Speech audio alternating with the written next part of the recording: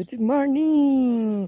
Vim trazer o pessoal aqui para conhecer Carlos aqui.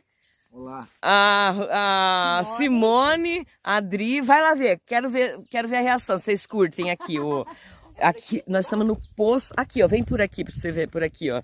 O poço que não é secreto, ainda não tem nome, então podemos batizar. Vamos ver se elas curtem. É lindo demais, gente.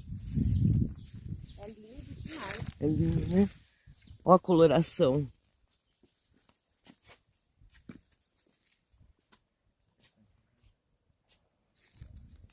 Aqui é onde fica a atividade da pedreira, ainda tem pedreira ativa aqui. Esses poços são, eles, de tanto cavucar, tirar a pedra, aí fura o veio, sai água e depois vem a chuva e completa aqui. E aí a coloração acho que dá devido às pedras, o céu e tudo mais. Esse poço não